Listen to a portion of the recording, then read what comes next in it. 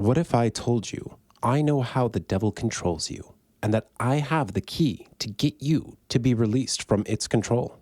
We will go through all the ways the devil has power over you and actions you can take to escape the devil, inspired by Napoleon Hill's book, Outwitting the Devil, The Secrets to Freedom and Success.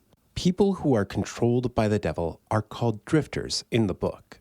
A drifter is one who permits himself to be influenced and controlled by circumstance outside of his own mind.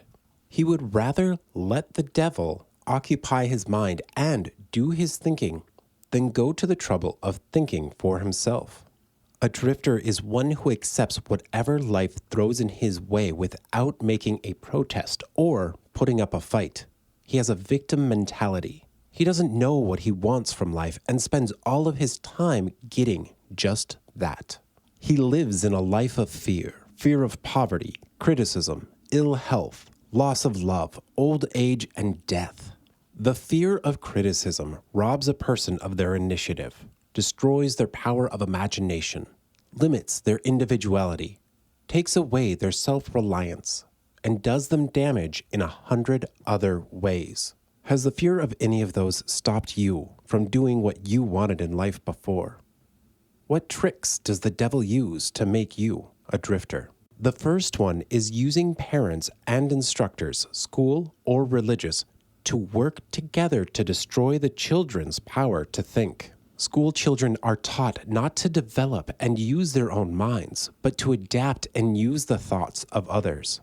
The children who do well in school are ones that can memorize well, not ones that question the way things are done. In fact, those who question how things are done are often thought of as the black sheep of the school, the rebels, the problem children. The second trick the devil uses is overindulgence in food.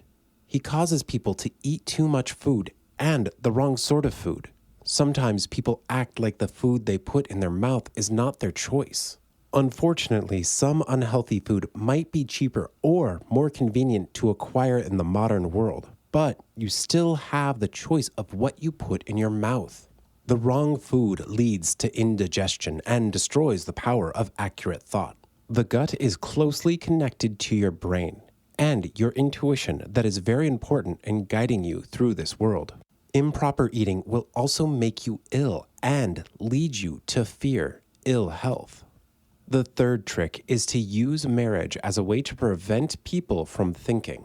The devil forms marriages where both partners are busy finding fault with one another that they never have time to do anything else long enough to break the habit of drifting. How many of those marriages do you know where the couple is constantly fighting? Some marriages do seem to be one big fight. The fourth trick of the devil is to cause people to spend freely and save sparingly. Or not at all, until the devil controls the human through their fear of poverty. People buy things to keep up with other people and end up not having the time to save, and instead live a life fearful of poverty and lack of material things. Things that don't help them reach their purpose, but do provide them with a temporary satisfaction that the devil uses as a manipulation tool. The fifth trick of the devil is to make people think negative things. Once you go down the negative thought spiral, you don't spend much time thinking about your major purpose in life. Nature doesn't tolerate vacuums, so if you don't fill your head with positive thoughts, negative thoughts will take over. The sixth trick of the devil is to flatter the people. He might give them temporary satisfaction of feeling good to control their mind permanently. The seventh trick of the devil is to have the drifter overindulge in sex. This is the fastest way to make men stop thinking and just want physical instant pleasure. They might even use their money to indulge in sex and continue to go down the path of lust combined with poverty. The next trick is to get men to lack self-discipline. Why do you think the rich men's sons seldom achieve what their fathers achieved? They lack the self-discipline which comes from hard work. The strongest trick of the devil is to make people fail.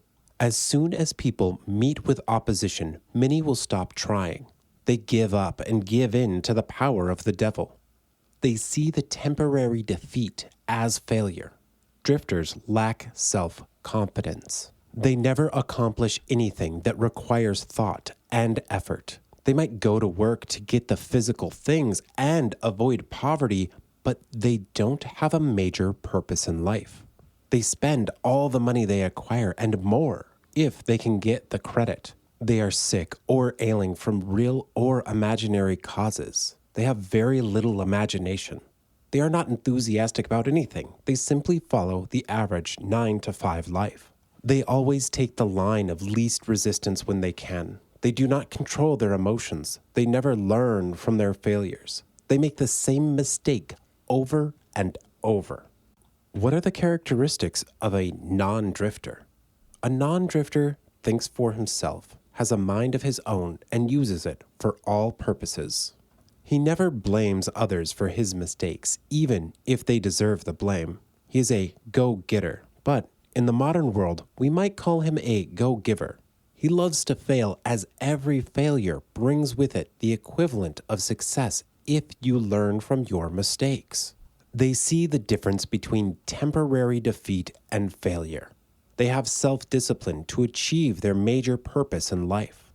They have a habit of reaching decisions on all subjects.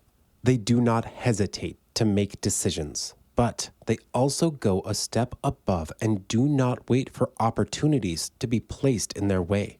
They create the opportunity to fit the desire and demand for life.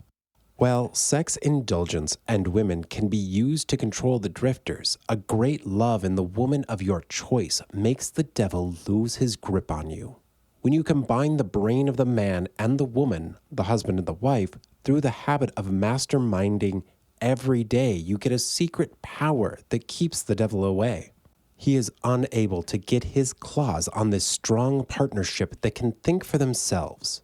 In this case, sex can be used as a driving force to get you close to your purpose, not a habit that controls you. Here are the 7 actions you can take to become a non-drifter and escape the claws of the devil. 1. Have purpose. Definiteness of purpose is the starting point of all achievement. 2. Gain self-mastery. If you do not control your thoughts, you cannot control your needs.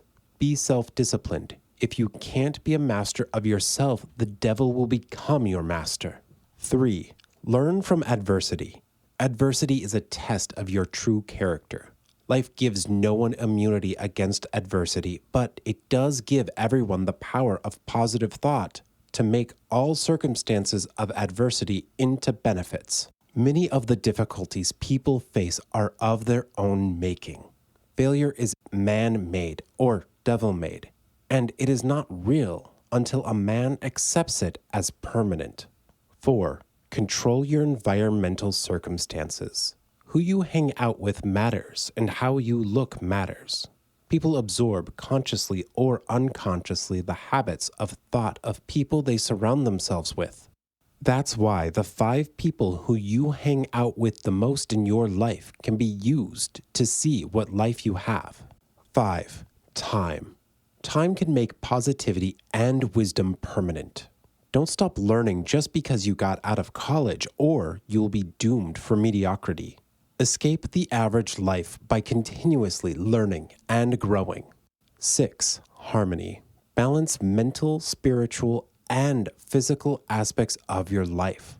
Don't neglect any of the 3 aspects of your life. 7. Caution.